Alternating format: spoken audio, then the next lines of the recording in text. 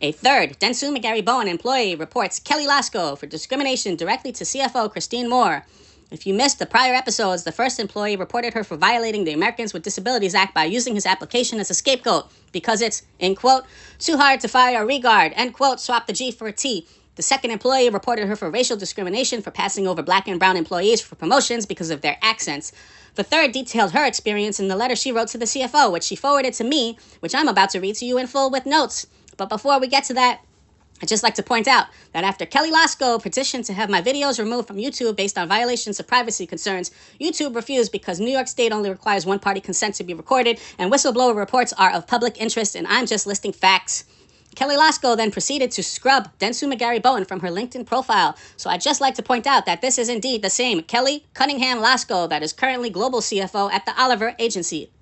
Because, of course, the worst, most evil degenerates in America are elevated to the highest positions of corporate power. And how did she rise to power? Certainly not based on merit. Christine Moore received multiple allegations of discrimination and proceeded to give her a promotion. She was told to keep her by any means necessary. Why would McGarryBowen need her? What does she know?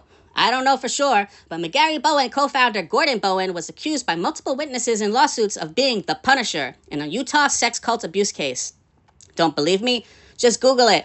So it would be no surprise that someone from the Epstein class who suffered no consequences would help protect an evil moron like Kelly Cunningham-Losko of Oliver Agency. She worked her way up the ladder, but she's headed straight down to hell in the afterlife, so she better hope there isn't one. Anyway, here's the third employee's letter in full with inline supplemental notes and brackets. Dear Christine, I have been an employee in the finance department at McGarryBowen for 3 years, specializing in full cycle accounts payable. I came from Euro RSCG, where I served as the expense manager and AP specialist for almost 10 years. When I started in 2010, I was brought in as an attempt to hire freelancer. I was told by my recruiter that McGarryBowen needed an experienced accounts payable specialist to start immediately due to job abandonment by the prior AP specialist, Michelle Gonzalez. Note, we should subpoena her to find out why she resigned in protest with no notice. I'm sure there's another story there.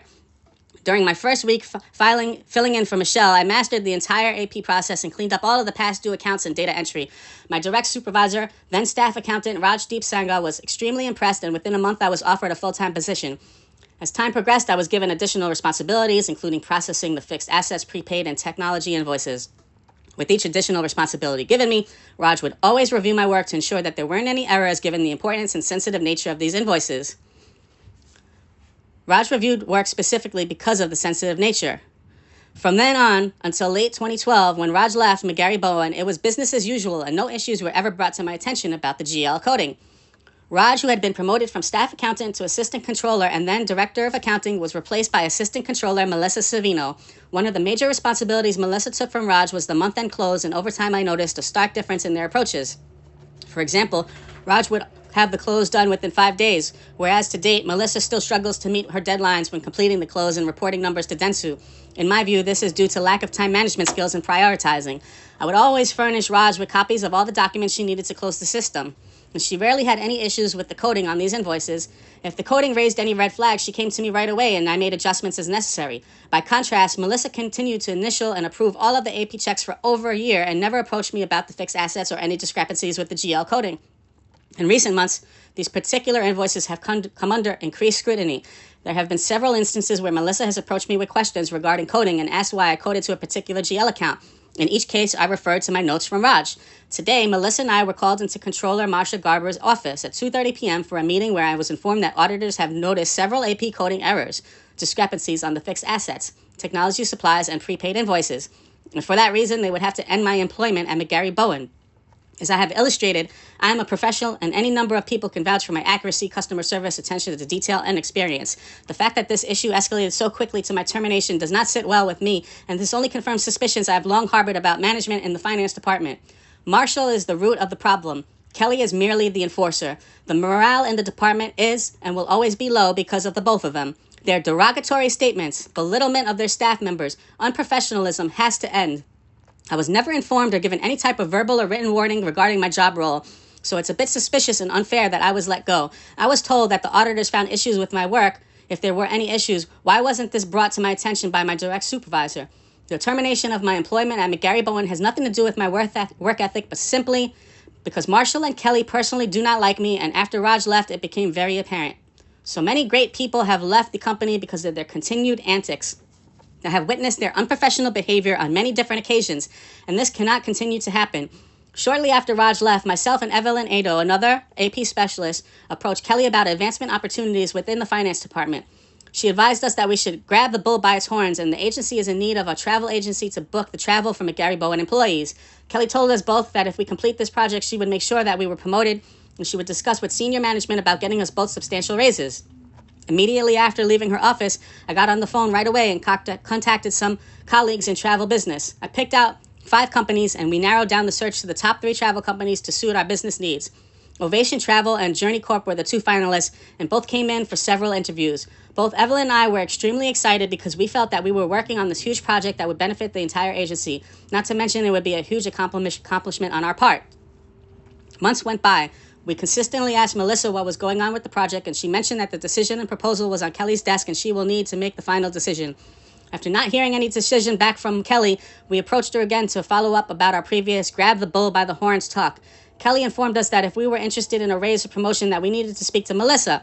At that point, we both felt that we were both being lied to and taken advantage of. Kelly suggested that Evelyn and I ask Melissa for an interim evaluation to determine how well we were doing. In July 2013, I sat down with Melissa for my evaluation, and she told me that I was doing a great job and that she will see how well I was doing at the end of the year. There was never any mention about my work not being up to standards or I wasn't doing my job correctly. Kelly and Marshall continue to tell us at the end of the year that there isn't any money in the budget and that we cannot promote you because AP is just too small, and that I should go back to school if I wanted to get promoted. Something has to be done about Kelly and Marshall. Their behavior and how they are running the department is unacceptable and unethical. This has gone on for so long, and because of it, I am now without a job and given a bogus reason to justify letting me go. The fact that Marshall's wife, Joanne, can have a say in how he runs the department is ridiculous. She is constantly in his ear about things. She demands special treatment because of him, and she has made complaints to him that has resulted in AP having to change their day-to-day procedures. The practices that have and continue to surround the finance department has lowered the overall morale within the group. We have a great group of individuals who work very hard, and I enjoyed working at McGarryBowen. It is really a shame that those who are still employed there have to work in such a negative environment. Kelly and Marshall have continuously overlooked our talents and have lied to many of us over and over. The yearly evaluation process and rating system is unfair. Kelly has instructed Melissa to spitefully put negative statements in my review. When I approached Kelly about it a few months ago, she said, "I'm sorry. It was our fault. Both me and Marshall instructed Melissa what they felt should go into the review because Melissa was still new at the agency." Another example of how Kelly continues to bully and intimidate her staff. Kelly has also told one individual in his review that she felt he was part of a clique, while she continues to gossip, demean, and use vulgar language in regards to talking about her colleagues at McGarryBowen with her buddy Connie Savino. I worked with Connie while employed by Euro, so we have some sort of a history. Connie approached me in the hallway while Kelly was out on maternity leave and told me that she visited the Loskos during the previous weekend. Connie informed me that she has Kelly's ear and that she wants to have Kimberly Gray fired. The note here is, this is the same Kimberly Gray that my program was used as a scapegoat to fire because she has a disability, and it's too hard to fire a regard because of the Americans with Disabilities Act. At the time, Kimberly was handling the time for the studio employees, and for some reason, Connie and Kelly did not like her personally. Both Connie and Kelly continued to bully Kimberly to the point where she would come into my office and cry hysterically. Kimberly was always afraid to go to HR, as many of us were, because quite frankly, nothing would be done about the situation. The HR department as a whole are rude, unapproachable, and just didn't seem to want to be bothered with anything. Connie told me that both her and Kelly hated her and that she was a fucking idiot. Within a few weeks, Kimberly was told her job will be terminated. I think I have painted a clear picture.